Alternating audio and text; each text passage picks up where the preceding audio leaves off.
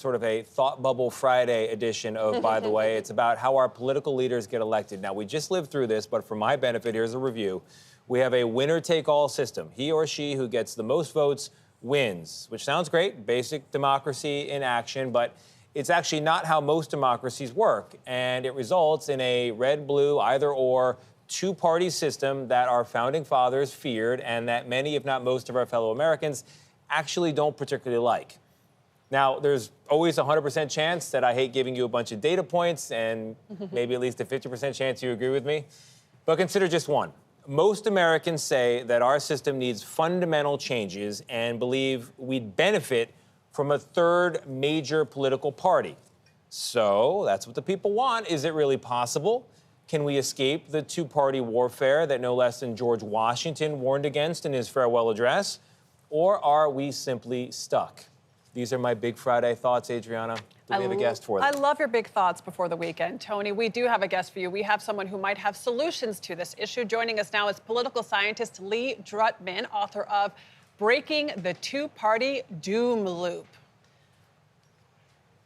Do we have him? There he is. Okay. Lee, thank you so much for joining us. So you call this two-party system a doom loop. What is a good alternative, and is it even realistic? What would a multi-party system look like?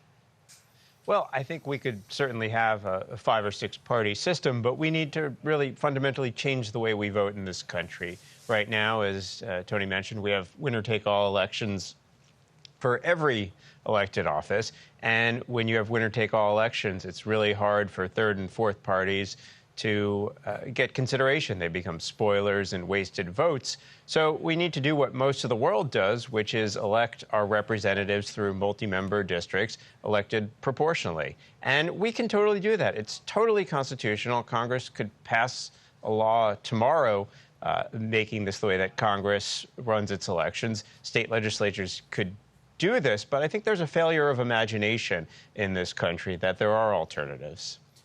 But Lee, Congress would therefore be asked to change a system that resulted in all those people in Congress getting elected. So are they really going to want to change the rules of a game that they've all won by definition of them sitting in Washington with power?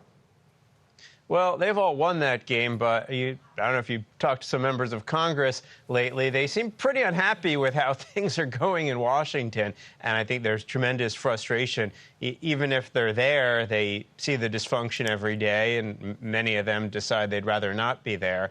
So I think, again, it's a failure of imagination that this is the way we've always done things, and maybe it's just not working anymore. Maybe it's just not a voting system that works for a country as big and diverse and multi-dimensional as the U.S., and maybe it's time to explore some alternatives. A lot of the current members could still get elected under a different system, and they might actually like it better.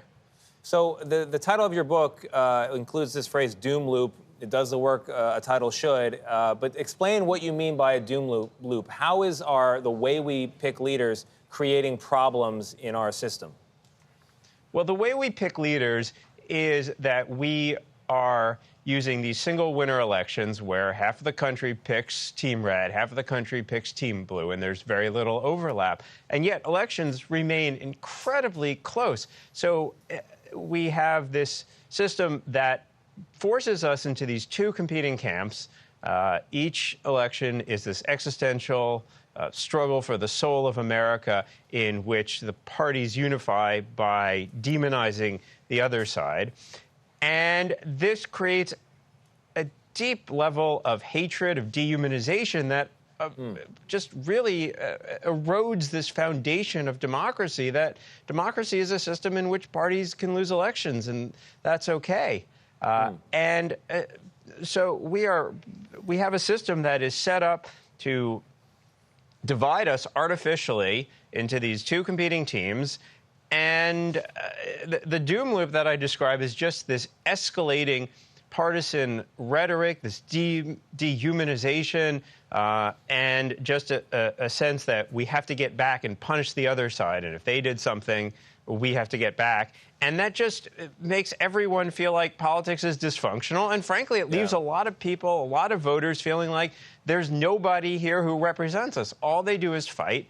And that level of cynicism and disengagement and frustration is really unhealthy for a democracy.